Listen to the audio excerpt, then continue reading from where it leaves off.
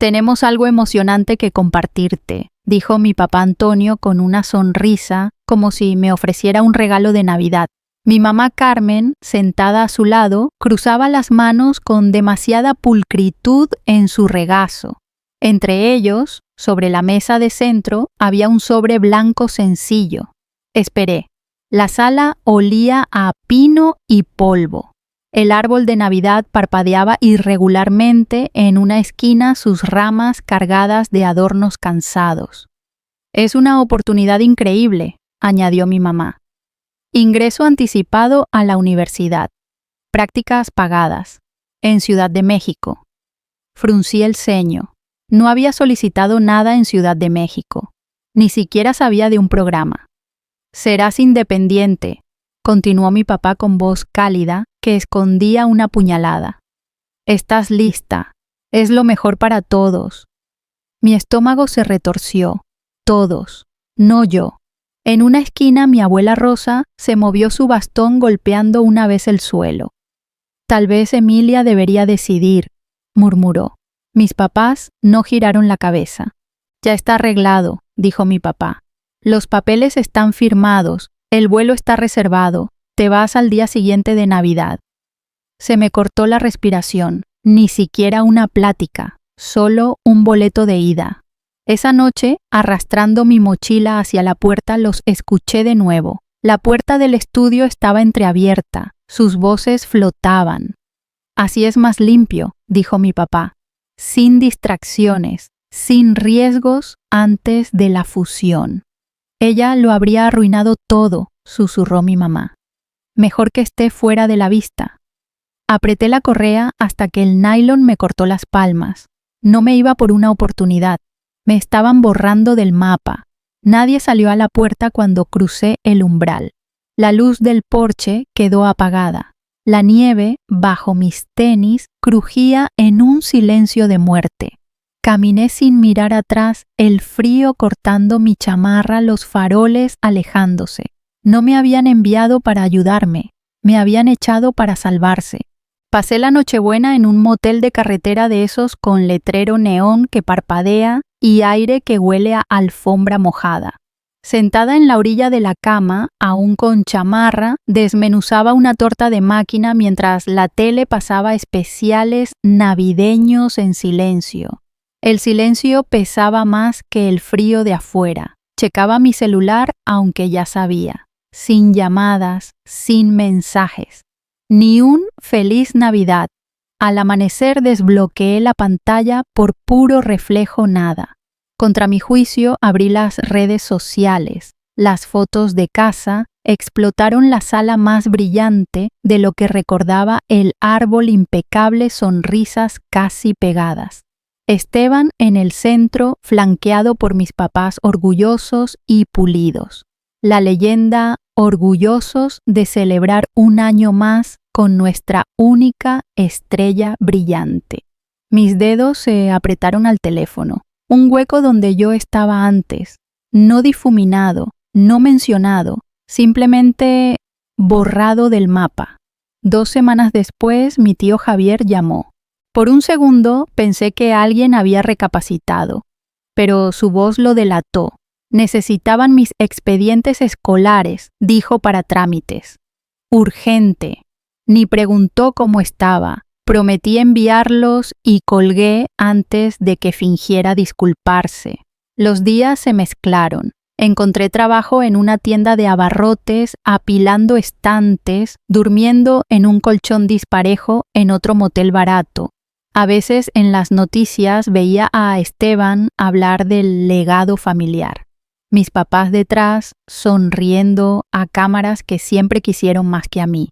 El dolor ya no era un golpe, era quedito hondo como una piedra en el fondo de un lago helado. No me habían olvidado, me habían borrado con cuidado por completo. Para existir otra vez, tenía que empezar donde no pudieran tocarme. A principios de febrero, el señor Delgado me encontró. Salía de la tienda de abarrotes tras un turno nocturno, el sol apenas rozando el estacionamiento helado. Estaba junto a su camioneta oxidada, manos hundidas en los bolsillos, su aliento blanco en el frío. Emilia llamó con esa voz pausada de mi infancia. No lo había visto en años, no desde que todo se desmoronó. Dudé. Una parte quería fingir que no lo oí, pero algo en su postura rígida, inquieta, me detuvo. Se acercó sacando una hoja doblada de su chamarra. No estaba seguro de dártelo, dijo, pero mereces saberlo. Tomé el papel con dedos helados. Era una cadena de correos impresa con nombres de mis papás arriba y fechas marcadas en tinta roja, enviados semanas antes de que me hablaran en la sala. Las palabras se nublaron un instante, el viento picándome los ojos o tal vez otra cosa. Los pasivos deben eliminarse antes de la fusión. La situación de Emilia genera inestabilidad. Hay que actuar antes de la revisión familiar de fin de año. Cada línea cortaba más. No era una decisión, era un plan, una eliminación fría como cortar una inversión mala. Doblé el papel con cuidado, guardándolo en mi chamarra. Mis manos estaban firmes más de lo que esperaba. Gracias, dije, y lo dije en serio. Él asintió con ojos llenos de algo muy parecido a la lástima. Mientras me alejaba, mi aliento enroscándose en el aire helado, me cayó el 20. La verdad siempre estuvo ahí en sus sonrisas forzadas, sus palabras medidas, su amor justo para las apariencias. No me habían apartado por error. Lo firmaron, lo sellaron como cualquier negocio. Y ahora entendía no era la oveja negra, era el costo de sus negocios. Por semanas el papel del señor Delgado quemaba en mi chamarra. Lo llevaba a todos lados recordándome que mi exilio no fue un malentendido. Era negocio, frío, calculado, necesario para ellos. Cuando el clima suavizó y los banquetas se volvieron lodosas, me senté frente a una computadora de biblioteca viendo noticias que antes no me atrevía a leer. Escribí Vargas y Asociados y revisé páginas de elogios, premios, conferencias, galas benéficas. Esteban aparecía en casi todas las fotos confiado, impecable, dando manos a políticos y empresarios. Pero más abajo, en revistas financieras, estaba la verdad callada. Menciones de deudas, demandas resueltas en silencio, proveedores sin pago por meses, patrones que cualquiera atento habría notado. Indagué más revisando registros judiciales y empresariales. Las grietas bajo el mando de Esteban salieron rápido, inversiones malas, propiedades compradas caras y vendidas baratas, empresas fantasmas, moviendo dinero para tapar huecos. La perfección era una fachada podrida desde adentro. No me habían enviado para hacerme independiente, me borraron del mapa para salvar el reino tambaleante de Esteban. Un retrato familiar con un hijo dorado lucía mejor para inversionistas que uno roto con una hija que no explicaban. De forma retorcida, tal vez creían que era por mi bien, que la lucha me haría fuerte, que sobrevivir me forjaría. Así dormían, supongo, recargada en la silla dura de la biblioteca, mirando el techo bajo los fluorescentes zumbantes con olor a libros viejos y café rancio, entendí. Reescribieron quién pertenecía y quién no, quién valía y quién era desechable. Se equivocaron en una cosa. No estaba rota, no estaba perdida. Había tomado las riendas y apenas empezaba. Las semanas siguientes se volvieron un ciclo de madrugadas y trasnoches, turnos interminables en la tienda de abarrotes y juntando para la renta de un cuarto del tamaño de un closet. Cada peso contaba, cada hora sin dormir era como un impuesto por pecados que no cometí. No construía nada aún, sobrevivía a duras penas. Algunas noches en la fonda frente a la central de autobuses, tomaba un café de olla que no podía pagar viendo familias reír con comida que no podía pedir.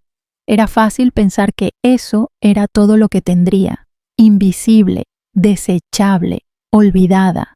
Entonces, una noche una mujer me vio, la señora Paloma, dueña de la librería de segunda mano, junto a la fonda, cabello blanco, en chongo, lentes de alambre Boss, como terciopelo gastado y mirada aguda que me recordaba a quienes me subestimaron. «Estás aquí tarde», dijo sentándose frente a mí sin invitación, pero sin molestar. Sonreí cansada. «Turno largo». Me observó, luego sacó un volante de su bolsa. «Necesitamos a alguien en la librería. Medio tiempo. Ordenar, catalogar. No es gran cosa, pero pareces de las que saben trabajar». Dudé, no sabía si era lástima u oferta real, pero su tono directo me convenció. Tomé el volante y lo guardé en mi chamarra sin prometer nada. La esperanza era peligrosa cuando no quedaba nada. A la mañana siguiente entré a su librería antes de arrepentirme. El olor a papel viejo y pulimento de madera me golpeó. No era mucho un cuarto trasero lleno de cajas estantes cargados de historias olvidadas, pero era algo, un lugar. La señora Paloma no pidió currículum. Me dio una tabla y dijo: «Empieza con las biografías, están hechas un desmadre». Me arremangué y me puse a trabajar. No era un gran comienzo, ni siquiera un plan, pero era mío. Por primera vez en mucho tiempo no huía del pasado. Construía algo hacia un futuro que no podían borrar del mapa. El trabajo en la librería no me hizo rica, no salió en noticias, pero me dio algo más grande, un punto de apoyo. Cada noche tras cerrar me quedaba leyendo sobre cosas que nunca soñé, modelos de negocio, historias de startups, tendencias de mercado. No solo pasaba el tiempo, afilaba habilidades que nadie sabía que tenía. 2 años después vi un anuncio en un tablero de la biblioteca pública. Una startup tecnológica en Guadalajara buscaba asistentes principiantes. El sueldo era malo, las horas peores. Apliqué de todos modos. Cuando llamaron, estaba lista. Al principio hacía lo que nadie quería: traer café, hacer mandados, ordenar archivos desordenados. Me mantenía callada, discreta. Pero observaba, escuchaba, aprendía. En 1 año ya no era la chica del café. Redactaba estrategias, armaba flujos de trabajo, convertía el caos en orden. Cuando la startup se enfocó en optimización logística, un mercado que muchos veían imposible, levanté la mano. Hagámoslo diferente. Me escucharon. El crecimiento vino. A los 24, no solo estaba en la empresa, la lideraba, silenciosa, implacable, sin decir quién era ni de dónde venía. Esa primera Navidad tras nuestra expansión entré a una tienda de artesanías y elegí un rebozo de lana como los que tejía mi abuela Rosa cuando sus manos eran firmes. Lo empaqué con cuidado, lo envié sin remitente. No firmé una tarjeta, no hacía falta, no buscaba reconocimiento ni nada más. Ya había construido algo más grande que su aprobación, y apenas empezaba. El correo llegó un miércoles tarde, perdido entre borradores de contratos y reportes trimestrales. Vargas y asociados, desesperados por modernizar su división logística en quiebra, mandó una solicitud de propuestas a ciegas. No sabían a quién contactaban. No dudé, no celebré, solo reenvié el correo a mi equipo y agendé la reunión. Llovía esa mañana una lluvia constante que difuminaba Guadalajara en tonos grises. Llevaba un traje oscuro, sin joyas, solo autoridad callada. En recepción nadie pidió mi nombre. Dieron por hecho que pertenecía. Adentro, la sala de juntas vibraba con energía nerviosa. Papeles revueltos, sillas chirriando. Reconocí las siluetas antes de ver sus rostros, la postura rígida de Antonio, la sonrisa tensa de Carmen Esteban jugueteando con sus gemelos, acorralado como siempre. No alzaron la vista cuando entré, no al principio. El consultor principal viejo conocido de negocios me vio primero. Sus ojos se abrieron, su boca se entreabrió antes de controlarse. Se inclinó para susurrar a Esteban, cuya cabeza giró tan rápido que su silla crujió.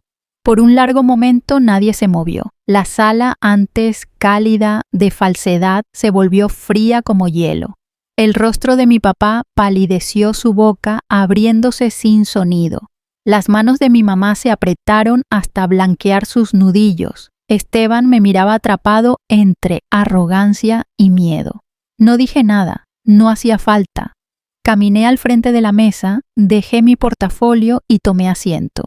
El contrato con el membrete de nuestra empresa estaba arriba, imposible de ignorar.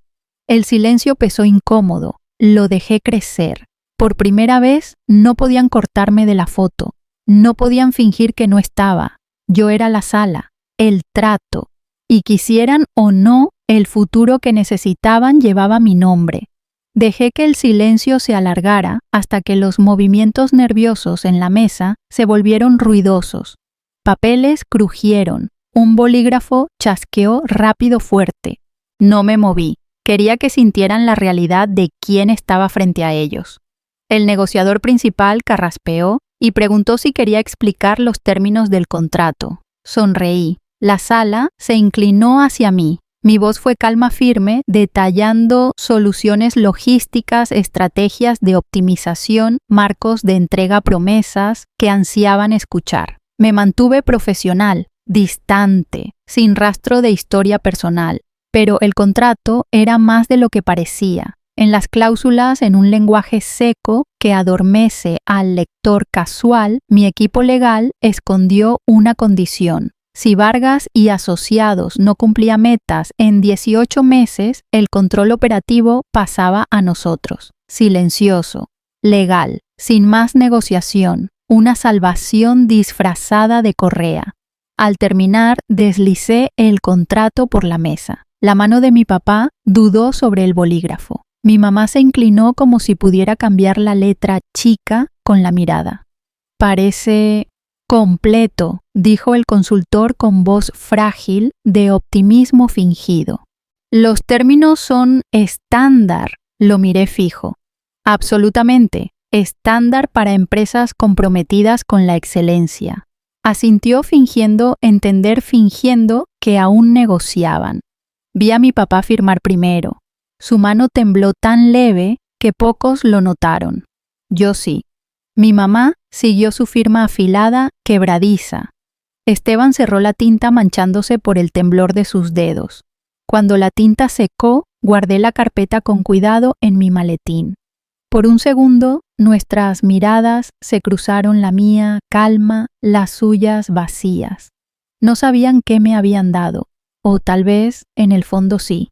Me levanté, alicé mi chaqueta y sonreí como aprendí de ellos, diciendo todo sin decir nada. Esta vez era yo quien escribía mi historia, y ellos firmaron su parte sin leer el final. Salí del edificio bajo una llovizna suave, de esas que difuminan la ciudad en manchas de acuarela. La lluvia enfrió el calor en mi pecho lavando la última adrenalina. Nadie me siguió. Nadie dijo mi nombre. Como aquella noche al dejar la casa, nadie miraba. No dolió como pensé. No hubo satisfacción grandiosa ni triunfo brillante. Solo una paz callada asentándose en mis huesos como si un peso antiguo se hubiera soltado. Esa noche, junto a la ventana de mi departamento, con un té frío en la mano, vi una notificación, un mensaje de mi abuela Rosa. Corto. Unas líneas en letra temblorosa fotografiadas. Perdón por no haber peleado más, siempre te vi, siempre te quise, espero que lo sepas. Miré la pantalla mucho tiempo, la lluvia golpeteando el cristal, no lloré, no hacía falta. Algunas heridas ya no pedían lágrimas, eran parte de mí, familiares gastadas inofensivas. Sin pensar abrí una app bancaria e hice una transferencia discreta. Suficiente para sus gastos médicos para que viviera sin pedir permiso. No firmé mi nombre, no hacía falta. A la mañana siguiente guardé los contratos firmados en un cajón, no por rencor, sino porque no los necesitaba exhibidos. La victoria no era un trofeo para colgar, era una puerta que crucé y cerré sin ruido. No era la historia que ellos contaban, era la que no podían borrar del mapa, y ya estaba fuera de su alcance.